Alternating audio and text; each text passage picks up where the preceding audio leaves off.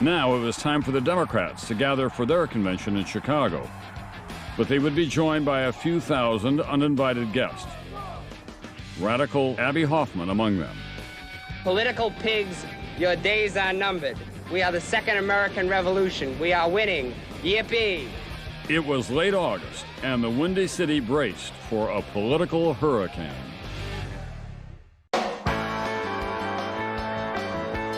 In the summer of 1968, Arthur Ashe became the first African-American man to win the U.S. Tennis Open. Denny McLain became the first Major League pitcher in more than 3 decades to win 30 games. And Elvis Presley and his wife Priscilla were in the spotlight celebrating the birth of their first and only child, Lisa Marie. But a larger spotlight would fall on Chicago, where thousands of protesters converged for the Democratic National Convention. They intended to make their opposition to the war and politics as usual heard loud and clear. Hell no, we won't go! Hell no, we won't go! The city, which refused to grant any protest permits, resembled an armed camp.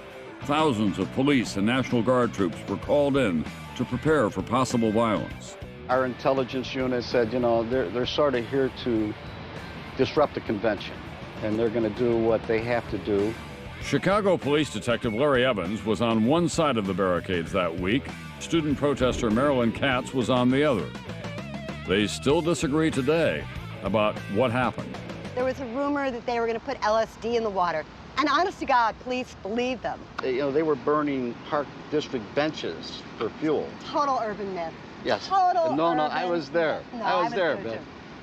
It wasn't long before protesters and police squared off. When a Viet Cong flag was planted atop a statue in Grant Park, the scene exploded. You're a Korean War veteran, you come from a working class background. A lot of these are college kids from different backgrounds. How much did that work on you? You have a sense of patriotism, country. When you see a Viet Cong flag, it irritates the hell out of you.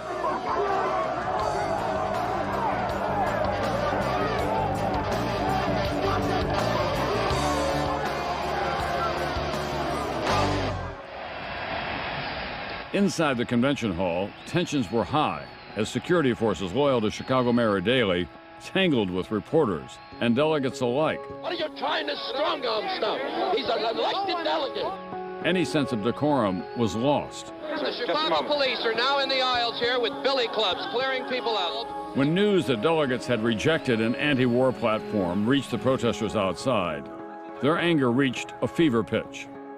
Despite violent clashes between police and protesters earlier in the week, McCarthy aide Sam Brown was hopeful that cooler heads could prevail.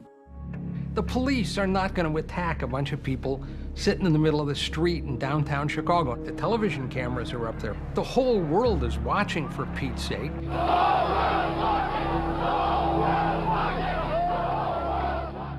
From the east side to the west side of the park, where the demonstrators were, this phalanx of tear gas-laden vehicles goes marching to the park. The so-called daily dozers, these Jeeps with barbed wire mesh on the front of them to push people back.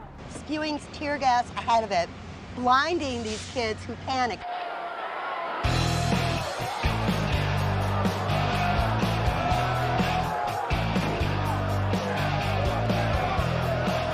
The police attack. There's windows breaking, tear gas every place.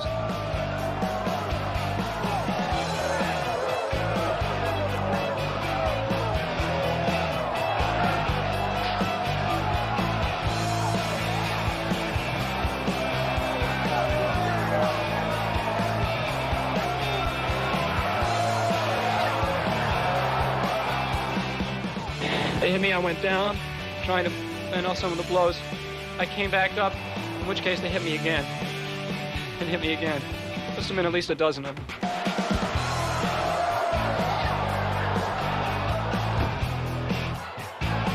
The 18 minutes of violence was recorded by television cameras, and the unedited footage was broadcast around the world. A girl being carried off to a paddy wagon in something less than a non-violent manner. A government commission would later call the confrontation a police riot. This is directly in front of what advertises itself as the world's largest and friendliest hotel. Marilyn Katz and Larry Evans disagree today about what happened. She admits creating balls of nails and staples to puncture the tires on police vehicles. He insists the police response to the protests was appropriate. After this was all over that night, I went home, I had a bite to eat, and I went to bed. It was another day of police work. Pretty violent scene over here in front of the Hilton, though. 18 minutes of mayhem, really. Yeah, on both sides. It wasn't No, a one-way street. On both sides, let's see. You've got billy clubs, tear gas, guns. We didn't have anything. Nothing, right? Maybe somebody picked up whatever was on the floor. There were nobody. People, had, my sergeant, John was hit in the face. He still has a scar. Yeah. Now, somebody did that. It was supposed to be a nonviolent demonstration today. Pat Buchanan was in Chicago to monitor the proceedings for the Nixon campaign. He spoke frequently with Nixon himself throughout the week, describing the spreading confrontation, the growing anger towards Chicago Mayor Daley. I remember him calling me up. He was late one night. "What's going on now?" I said, "You want to know what's going on, sir?" And I held the phone out the window, and they were yelling, "F you, Daley, F you, Daley." And I said, "That's what's going on." The night after the violent confrontation in front of the Conrad Hilton Hotel, Michigan Avenue was cordoned off by military vehicles with concertina wire and young National Guardsmen with their weapons at the ready. The Guardsmen were the same age as the anti-war demonstrators, and as I walked between them and the protesters, I thought, this is the dividing line of America. The divisions outside the convention hall were reflected by the chaos inside. Criticism of Daley and his police force rained down from the podium. We wouldn't have to have Gestapo tactics in the streets of Chicago. Mayor Daley, visibly furious, responded with what some thought were obscenities. Against that backdrop of hostility, Vice President Humphrey secured the nomination and pleaded for unity. I say to America, put aside recrimination and dissension. Turn away from violence and hatred. But the damage had been done.